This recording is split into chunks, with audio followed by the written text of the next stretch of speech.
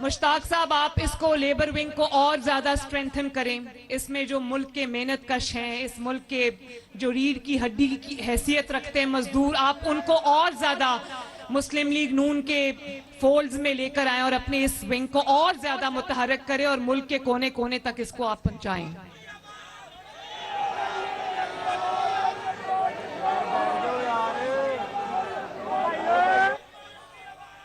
मैंने ये नोट किया। अच्छा, अभी मिलके नारे लगाएंगे। अभी जरा बात सुन लें, मुझे आपसे बातें करनी है, जरा बात सुन लें। जो लोग खड़े हैं वो तशरीफ रखें, ताकि पीछे जो लोग बैठे उनकी आवाज आ रही है कि उनको नजर नहीं आ रहा। प्लीज तशरीफ रखें।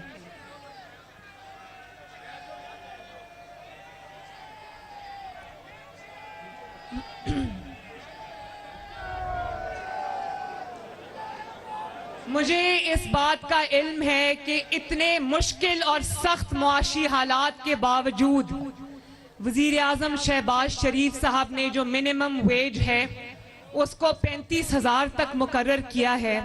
और मुझे उम्मीद है और मैं ये आपका मैसेज उन तक पहुंचाऊंगी, क्योंकि ये मेरे भी दिल की आवाज है कि मिनिमम वेज जो है वो 40,000, कम से कम 40,000 होना चाहिए।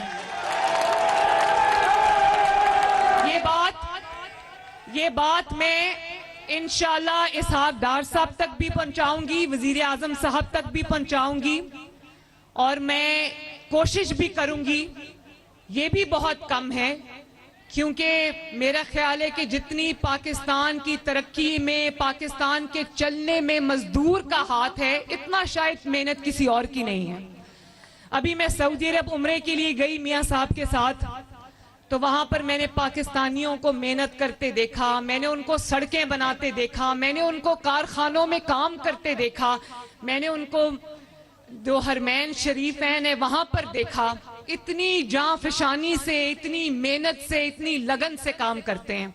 तो मुझे ये एहसास हुआ कि इस मुल्क में पाकिस्तान, जितना पोटेंशियल पाकिस्तान में है, जितना पोटेंशियल पाकिस्तान की मईशत में है, जो नेमतें अल्लाह ताला ने पाकिस्तान को दी हुई हैं, अगर पाकिस्तान नवाज शरीफ साहब के विजन पर चले और इस मुल्क की तरक्की में कोई रुकावट आड़े ना आए, तो इंशाअल्लाह ताला उन लोगों को बाहर जाके मजदूरी करने की जरूरत नहीं पड़ेगी।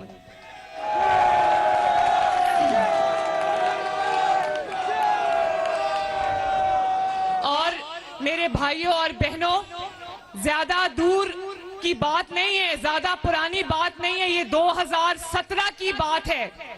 2017 की बात है कि रोटी 2 रुपए की थी, मजदूर भी पेट भर के खाना खाता था, मजदूर के बच्चे भी पेट भर के खाना खाते थे, पेट भर के खाना खाकर सोते थे, दूध पीते थे, स्कूल जाते थे। महंगाई कम थी, सब्जियां, फल सारे जो है वो जो छोटा तबका है उनकी इस्तात से बाहर नहीं थे। मुल्क में तरक्की आ रही थी, मुल्क में चाइना पाकिस्तान इकोनॉमिक कॉरिडोर बन रहा था, मुल्क के अंदर जो है वो सड़कें बन रही थी, सड़कों के जाल बन रहे थे, मुल्क के अंदर मोटरवेज बन रही थी, कारखाने लग रहे थे, बिजली के कारखाने लग रहे थे, लोड शेडिंग खत्म हो रही थी, मुल्क के अंदर दहशतगर्दी खत्म हो रही थी, और मईशत तेजी से तरक्की कर रही थी। बल्कि दुनिया की पहली कामयाब तरीन मईशत, जो 20-25 कामयाब तरीन मईशत थे, उनमें शुमार हो रहा था पाकिस्तान की मईशत का। ये ज्यादा पुरानी बात नहीं है, 2017 की बात है, जब आपका नुमाइंदा नवाज शरीफ वजीर आजम था। अल्लाह ताला के फजलो करम से जो भी काम वो कर रहा था, उसका सिला मजदूर को पहुंच रहा था। लोग भूखे नहीं मर रहे थे, लोग पेट भर के खाना खाते थे। और आज आप ये देखें कि मैं कहती हूं कि सबसे ज्यादा तरक्की में हाथ मजदूर का है, और मजदूर को रोटी नहीं मिलती आज। और आज मैंने सुना कि ये जो फितना है ये मजदूरों के लिए रैली निकाल रहा है, तो मैं इसको कहती हूं कि तुम रैली ना निकालो, तुम सिर्फ पाकिस्तान के खिलाफ साजिश करना बंद कर दो, मजदूर का भला हो जाएगा।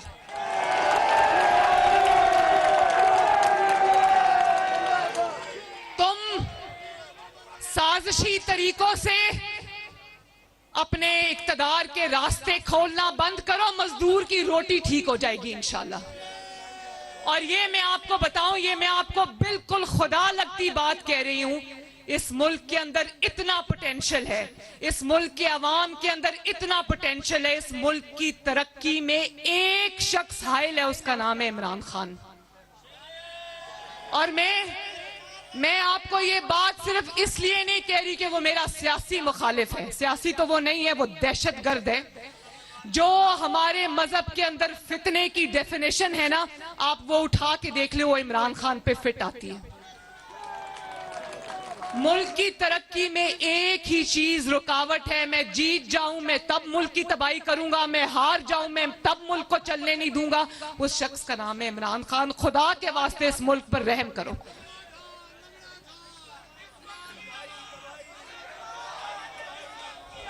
वो भी वक्त था ना,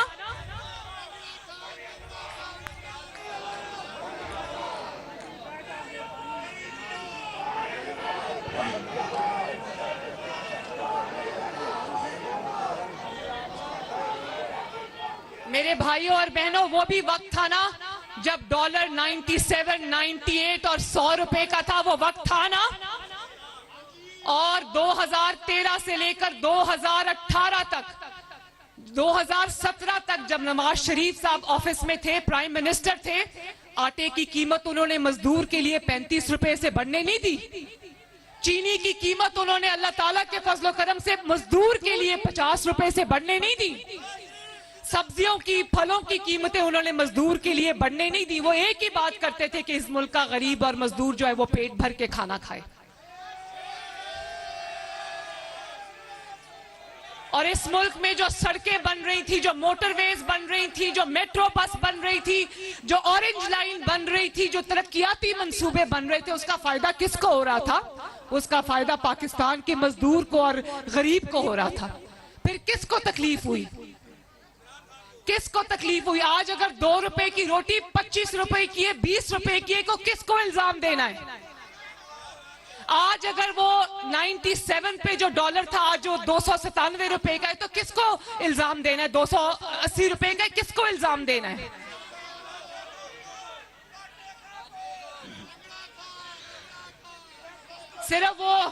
सिर्फ वो खान जिम्मेदार नहीं है, पूरा गैंग है जो जिम्मेदार है, पूरा टोला है जिसने पाकिस्तान को नोच नोच के खाया है।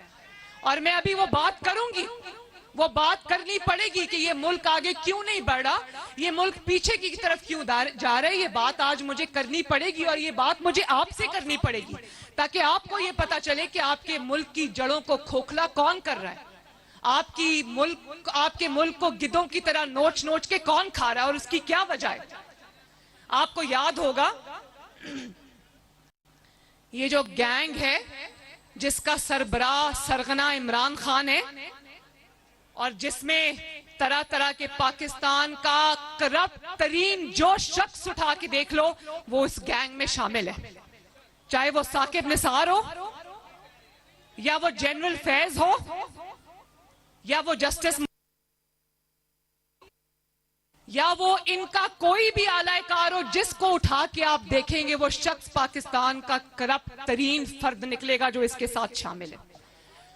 और 2017 में आपको याद होगा, 2017 में जब नवाज शरीफ का और आपका पाकिस्तान तेजी से तरक्की कर रहा था, इमरान खान का 2014 का धरना फेल हुआ, 2017 का उसका 16 का लॉकडाउन फेल हुआ, जब पे दर पे उसकी हर चाल नाकाम हुई, तो उस वक्त जो जस्टिस खोसा था, आसिफ सईद खोसा, उसने देखा कि इमरान खान की तो हर चाल नाकाम हो रही। उसने इमरान खान को कहा कि इधर उधर मारे मारे क्या फिरते हो, मेरे पास लेकर आओ, मैं नवाज शरीफ को तुम्हारे रास्ते से कांटे की तरह हटाता हूं।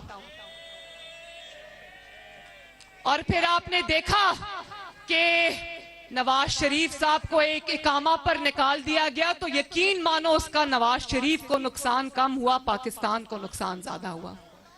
और वो दिन है और आज का दिन है, पाकिस्तान जो है वो ट्रैक से उतर गया है, पाकिस्तान ट्रैक पे चढ़ता हुआ नजर नहीं आ रहा। और अगर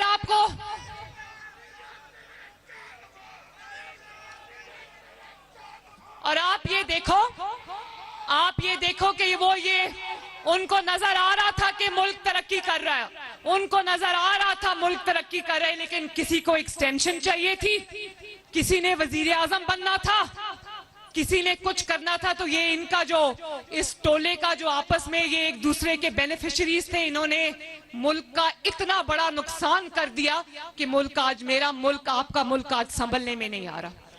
और आज आप देखो, आज उसका रिपीट हो रहा है, आज उसका रिपीट हो रहा है। आज भी आप देखो, जब इमरान खान की हुकूमत खत्म हुई, शुक्र है खत्म हुई, लॉन्ग मार्च इसका नाकाम हुआ, जेल भरो तहरीक इसकी नाकाम हुई, नए चीफ ऑफ आर्मी स्टाफ की तकर्री को रोकने की साजिश इसकी नाकाम हुई, हर हरबा इसका नाकाम हुआ, असेंबलियां तोड़ने का फैसला नाकाम हुआ।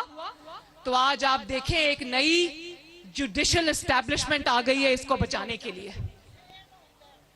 कुछ चेहरे पुराने हैं, कुछ नए चेहरे बीच में शामिल हो गए और सबका आपस का इंटरेस्ट है। ये एक इवल नेक्सस है, उसमें नवाज शरीफ फिट नहीं होता। नवाज शरीफ को जिसके ऊपर इन्होंने इतने झूठे इल्जाम लगाए, उन इल्जामों की बात भी अभी हम करेंगे। ना वो खाता है ना खाने देता है, ये खाते भी हैं और खिलाते भी हैं।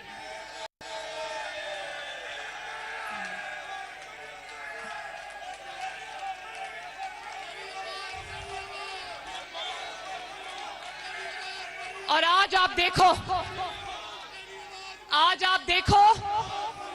देखो कि इसका हर हरबा, इसकी सियासत नाकाम हुई तो बचाने के लिए वो 3 मेंबर बेंच आ गया। आज मुल्क को जितने भी आईनी और कानूनी जो हचकोले मुल्क खा रहा है, मसाइल जो पैदा हुए अभी रिसेंटली, उसका जिम्मेदार वो कंट्रोवर्शियल सुओ मोटो नोटिस है जो जस्टिस एजाजुल एहसन और मुजाहिर अली नकवी ने लिया। इमरान की जब सियासत हचकोले खा रही थी, पे दर पे नाकामी से दो चार हो रही थी, तो उन्होंने जस्टिस खोसा की तरह कहा कि ये तो नाकाम होता जा रहा है, इसको सहारा दो, इसको कंधा दो। तो वो जो केस लाहौर हाई कोर्ट में चल रहा था, उसको खींच के जबरदस्ती वो 3 मेंबर बेंच जो है वो अपने पास ले गया और सुओ मोटो नोटिस जो है उस पर लिया गया। और आप देखो, आज पाकिस्तान में इतनी मईशत की बुरा हाल है, पाकिस्तान के अंदर तरक्की जो है उसको वो जाम हो चुकी है, लेकिन आप ये देखो मुल्क को किस किस्म के जबरदस्ती के मसाइल में उलझाया हुआ है। और आप देखो कि जस्टिस अतर मिनल्ला ने जब इलेक्शन का इन्होंने फैसला किया, इनको इलेक्शन की जल्दी नहीं है, इनको ये जल्दी है कि इनके होते होते इलेक्शन हो जाए, वरना हमें इलेक्शन जिताने वाला कोई नहीं होगा।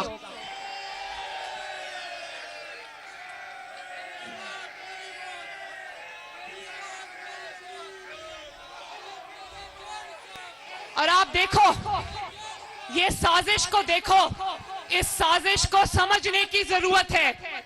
आप इस साजिश को देखो। जस्टिस अतर मिनल्ला ने, जो सुप्रीम कोर्ट के एक मुअज़्ज़ज़ जज हैं, उन्होंने ये बात कही, उन्होंने कहा कि इलेक्शन का फैसला करने से पहले इस बात को देखना होगा कि असेंबली तोड़ी क्यों गई। उस वक्त तो लोगों को ये पता था ना कि असेंबली मेलाफाइडी तोड़ी गई, बदनीयती से तोड़ी गई। परवेज इलाही असेंबली तोड़ना नहीं चाहता था, उसको जबरदस्ती असेंबली जो है वो इमरान खान ने तोड़वाई। अब तो वो बात भी कहीं पीछे रह गई। असल साजिश का भांडा खुद इस फितना खान ने फोड़ा कि हुकूमत खत्म होने के बाद ये ईवान सदर में इमरान खान जो है ये बाजवा से मिला, जो तब चीफ ऑफ आर्मी स्टाफ था, और सदर की मौजूदगी में कहता है कि मुझे जनरल बाजवा ने कहा था तुम असेंबलियां तोड़ दो। इस तरह ये असेंबली टूटी। और आज ये सवाल करना बनता है ना पाकिस्तान की आवाम का कि किस मंसूबे के तहत आपको कहा गया कि वो असेंबली तोड़ो, और वहां तोड़ने तक बात खत्म नहीं होती। बात ये थी कि असेंबली टूटेगी और सुप्रीम कोर्ट में सहूलतकार बैठे हैं जो आपको इलेक्शन आपके आगे रख देंगे।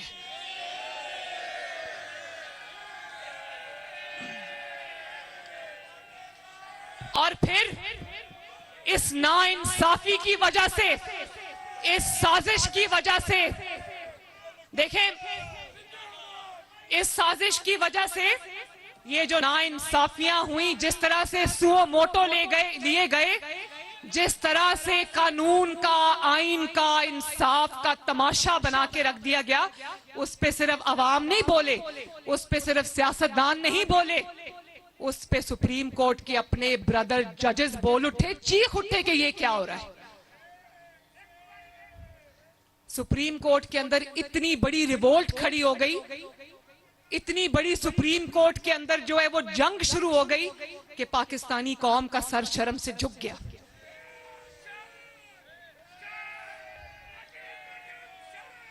और आप देखें, आज सिर्फ मैं बात नहीं कर रही, सियासतदान बात नहीं कर रहे, पार्लियामेंट बात नहीं कर रही, पहले बात जो है वो ब्रदर जजेस ने की। सुप्रीम कोर्ट के सीनियर तरीन जजेस ने इस नाइंसाफी के खिलाफ, इस साजिश के खिलाफ आवाज उठाई। उसके बाद बार काउंसिल्स ने इसके खिलाफ आवाज उठाई।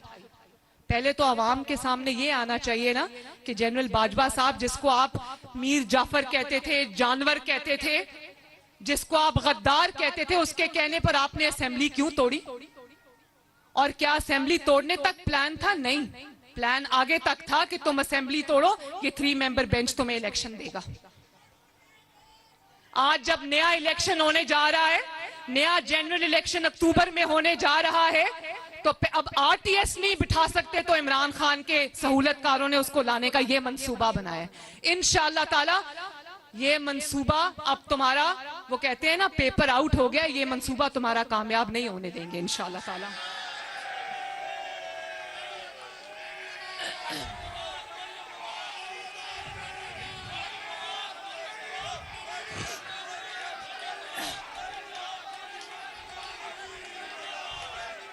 और आज भी देखो मेरे भाइयों, आज भी देखो मेरी बहनों, एक बात गौर तलब है, पीछे से बैठ के डोरियां कौन हिला रहा है?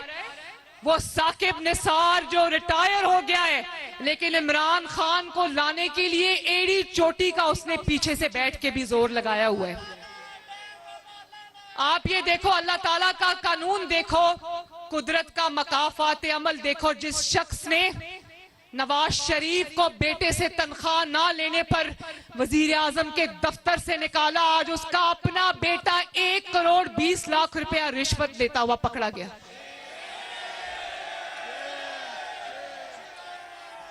साकिब निसार का बेटा, उसकी ऑडियो हमने सुनी, उसका बेटा कह रहा है कि किसी को जो टिकट के लिए अप्लाई किया है, पीटीआई के टिकट के लिए, उसको कह रहा है कि तुमने अगर 1 करोड़ 20 लाख से कम लिए तो मैं तुम्हारी टांगे तोड़ दूंगा। चोर का बेटा चोर। और देखो, और ना सिर्फ ये कि चोर का बेटा चोर, लेकिन कैसी चोरी की ट्रेनिंग वालिद साहब ने दी हुई है। और अभी रिटायर्ड है, अभी रिटायर्ड है। सोचो, जब ये साकिब निसार पाकिस्तान की सबसे बड़ी इंसाफ की कुर्सी पे होगा, तब ये क्या नाइंसाफी करता होगा। तो आज पाकिस्तान की आवाम ये पूछती है, साकिब निसार साहब बताओ, अगर एक टिकट के तुम 1 करोड़ 20 लाख ले सकते हो, तो पनामा केस में नवाज शरीफ के खिलाफ फैसला करने के तुमने क्या लिया, मुझे बताओ आज।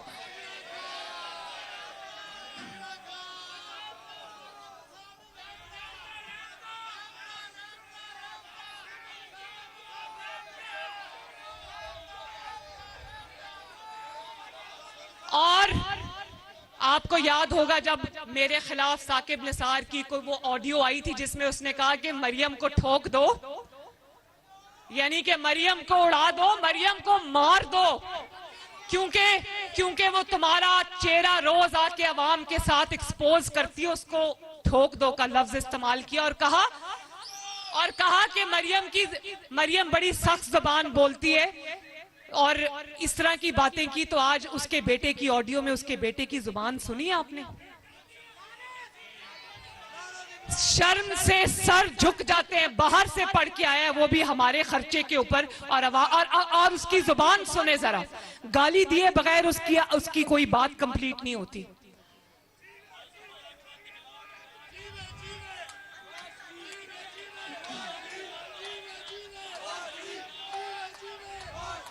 मुझे बताओ मेरे भाइयों और बहनों, नवाज शरीफ ने जब कहा था मैंने अपना फैसला अल्लाह रब्बुल इज्जत पे छोड़ दिया, तो आज नवाज शरीफ साहब को कुछ करने की जरूरत है?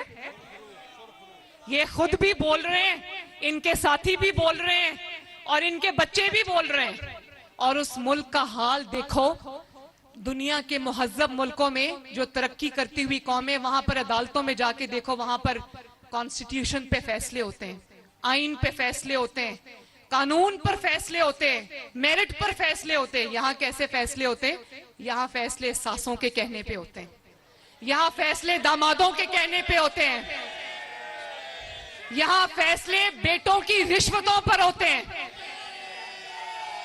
अब आपको पता चला कि आज अगर मजदूर के पास रोटी नहीं है तो क्यों नहीं है? आज अगर पाकिस्तान की तरक्की ख्वाब हो गई है तो क्यों हो गई है? इसलिए कि वहां पर 1.25 करोड़ में इंसाफ बिक रहा है। और आप देखो, मैंने कहा ना कि पर्चा आउट हो गया, वहां प्लानिंग ये हो रही है। साकिब निसार और इमरान का वकील ख्वाजा तारिक रहीम वहां क्या कह रहे हैं? वो कह रहे हैं कि वजीर आजम के खिलाफ कंटेम्प्ट का पर्चा देंगे, तुम फिक्र ना करो। मतलब अगर कोई पहले हम नाइंसाफी करेंगे, साजिश करेंगे, कोई बोलेगा तो उसके खिलाफ कंटेम्प्ट का पर्चा दे, जितने पर्चे मर्जी देने दो, हम ये भुगत के आए हैं सारा कुछ, अब तुम्हारी बारी है।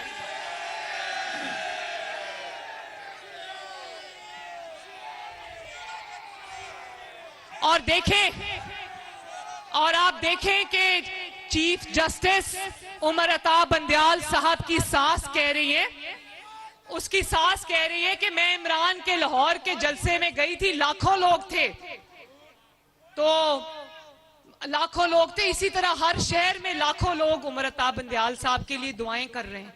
तो जरा देखें तो सही, हर शहर में जाके लाखों लोग उमर अता बंदयाल साहब के लिए क्या है?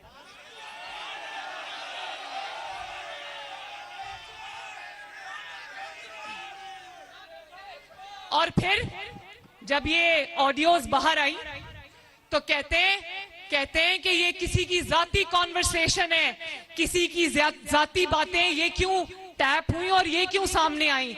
मैं बिल्कुल इस हक में हूं कि किसी की जाती गुफ्तगू टैप करने का किसी को हक नहीं, लेकिन ये जाती गुफ्तगू नहीं, जिसमें मुल्क की तकदीर के फैसले हो रहे हो, वो जाती गुफ्तगू नहीं हुआ करती।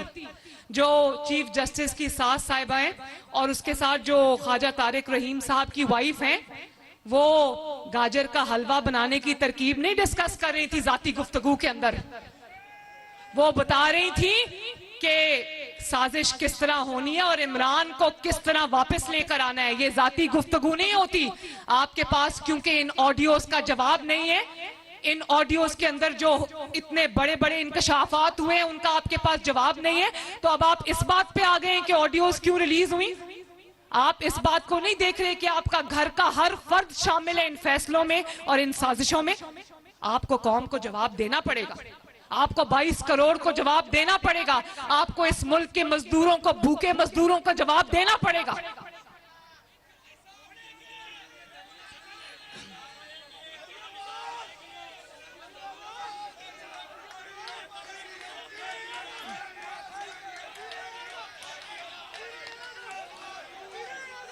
और आप देखो ये जो टोला है, ये जो गैंग है, ये किसको लाना चाहता है।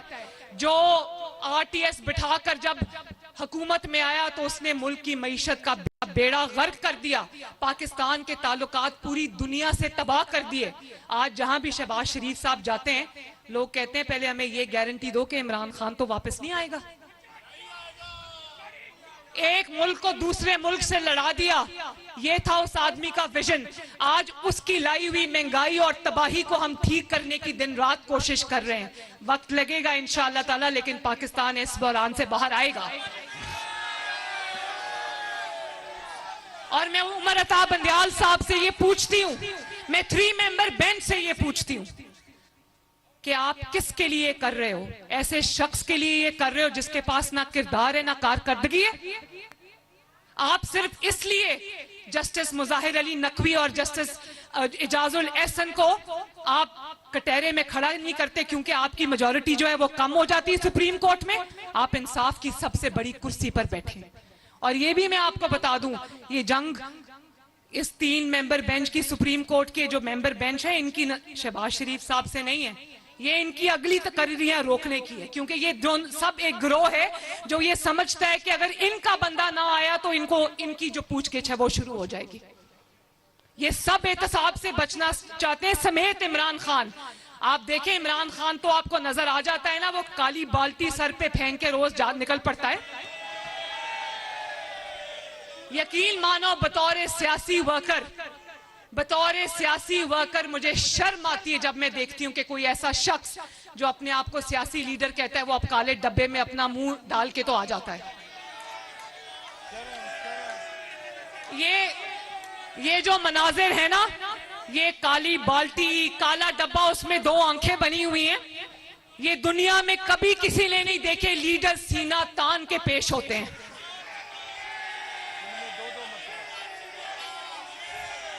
लीडर्स अपने वर्कर्स के आगे, अपने कारकुनों के आगे, अपने अवाम के आगे ढाल बन के खड़े होते, मुंह पे काला डब्बा पहन के नहीं आते।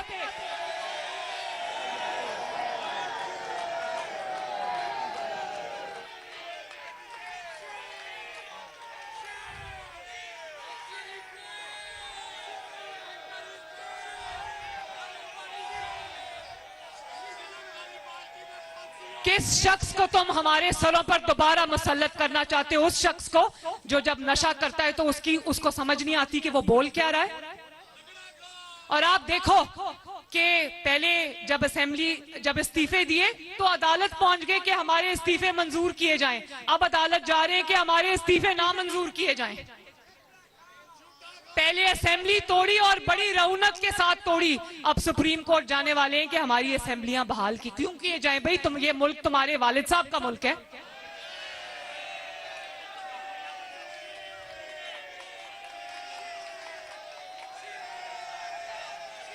इस मुल्क के मालिक तुम नहीं हो। इस मुल्क का मालिक तुम्हारा मंशियात ज़्यादा दिमाग नहीं है। इस मुल्क के जो मालिक तुम्हारे सहूलतकार नहीं है। इस मुल्क के जो मालिक हैं वो 22 करोड़ अवाम है।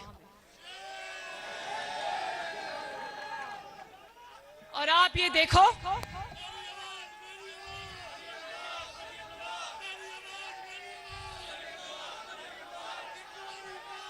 और नवाज शरीफ को बाहर रखकर देखें, जब नवाज शरीफ के साथ जुल्म करना था, नाइंसाफी करनी इस मुल्क में कितनी आसान है कि उसके लिए ब्लैक लॉ डिक्शनरी आ जाए तो नवाज शरीफ ऑफिस से बाहर। कितनी बेटे से तनख्वाह, झूठी तनख्वाह, ख्याली तनख्वाह नहीं ली, वजीर आजम दफ्तर से बाहर। और जब उसी ज्यादती को, नाइंसाफी को गवाहियों के बावजूद, जो नाइंसाफी करने वाले जज थे अरशद मलिक मरहूम, उन्होंने खुद गवाही दे दी। लेकिन इस मुल्क में नाइंसाफी करना आसान है, उसी नाइंसाफी को इंसाफ में बदलना बहुत मुश्किल है। उसके लिए आइन और कानून याद आ जाता है।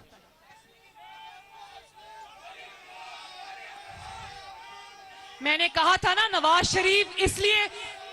शरीफ के 75 साल दौर में, एक मिनट, पाकिस्तान के 75 साल की उम्र में नवाज शरीफ के 9 साल निकाल दो, क्या बचता है पीछे?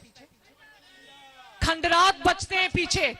इस मुल्क से बिजली के मंसूबे, China Pakistan economic corridor, orange line जो है, मेट्रो बस जो है, मोटरवेज जो है, वो निकाल दो, पीछे क्या बचता है? पीछे खंडरात बचते हैं।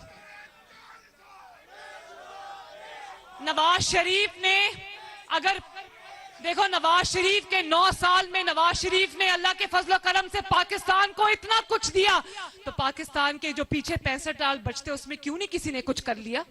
यही तकलीफ है, क्योंकि नवाज शरीफ आता है तो इस मुल्क की तरक्की के लिए दिन रात एक करता है, मजदूर की रोटी के लिए दिन रात एक करता है।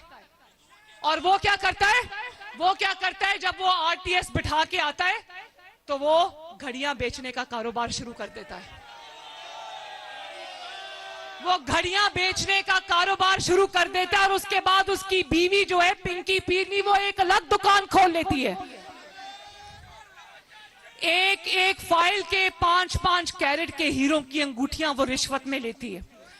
और एक फाइल पे दस्तखत के लिए वो कह रही थी फोन पे कि तुमने 3 कैरेट की अंगूठी दी, तो मैं 3 कैरेट की अंगूठी पिंकी पीरनी को कैसे दे सकती हूँ, कम से कम 5 कैरेट की तो दो।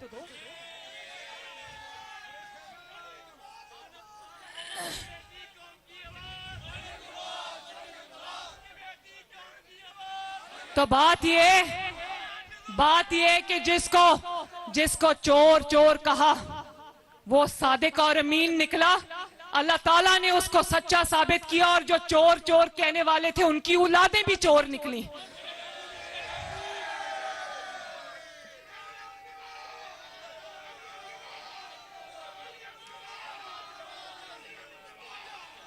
अब आपको पता चला है, मैं आवाम से पूछती हूं कि अब आपको पता चला है कि असल सिसिलियन माफिया कौन है, असल गॉडफादर कौन है इस मुल्क के। ये वो हैं जो साजिशी गठजोड़ है, जिन्होंने पैसे बनाए भी हुए, खाए भी हुए, खिलाए भी हुए। ये कोई नेक नाम का बंदा इस मुल्क के सिस्टम के अंदर आने नहीं दे सकते, क्योंकि इन सब के पोल खुलते हैं, इन सब के जो चीजें वो सामने आती हैं, इनकी औलादों की चीजें सामने आती हैं। और इंशाअल्लाह ताला जो एक्सपोज हो चुके हैं वो तो कौम के सामने आ गया, जो एक्सपोज अभी नहीं हुए ये खुद ही एक दूसरे को एक्सपोज करेंगे। नवाज शरीफ साहब आराम से बैठकर मकाफात अमल देख रहे हैं।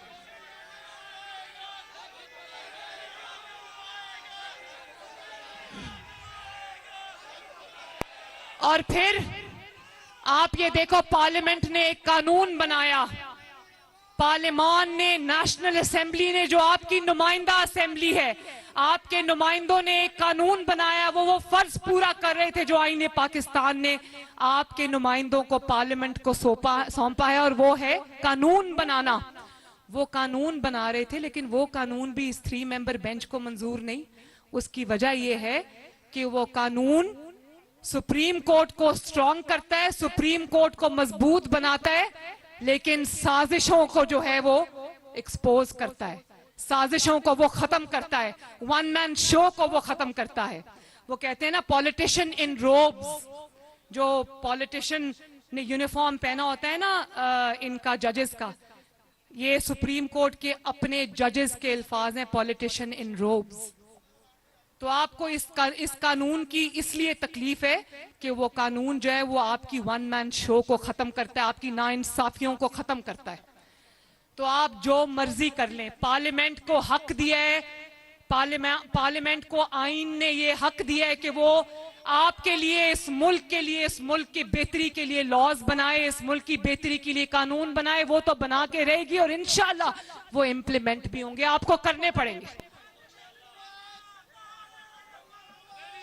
आपको पार्लियामेंट का फैसला मानना पड़ेगा, आपको इस मुल्क के आईन का फैसला मानना पड़ेगा, आपको इस मुल्क के कानून का फैसला मानना पड़ेगा, आपको इस मुल्क के मुंतखब नुमाइंदों का फैसला मानना पड़ेगा, और इंशाअल्लाह ताला पार्लियामेंट अपना फैसला मनवा के रहेगी।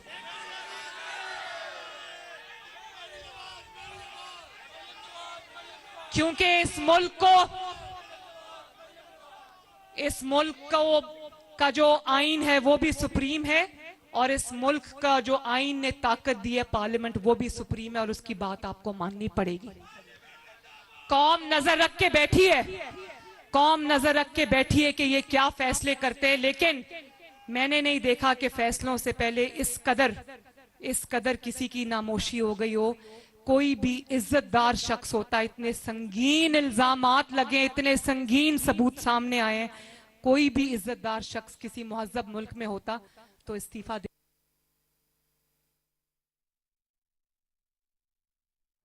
लाहौर में मजदूरों के आलमी दिन की तकरीब में मरीम नवाज खिताब कर रही थी। उनकी जानिब से कहा गया कि मुल्क की मईशत पे मजदूर रीढ़ की हड्डी की हैसियत रखते हैं। उनकी जानिब से कहा गया कि इस फितना खान को कहती हूँ कि साजिश करना बंद करो, और उनकी जानिब से मजीद कहा कि पाकिस्तान के खिलाफ साजिश करना इमरान खान का वतीरा बन चुका है। का वो सफर जो 2017 में टूटा था, मजदूर की रोटी का, गरीब की सस्ती रोटी का सफर जो 2017 में टूटा था, इंशाअल्लाह ताला 2023 के इलेक्शन के बाद नवाज शरीफ की क़यादत में दोबारा शुरू होगा।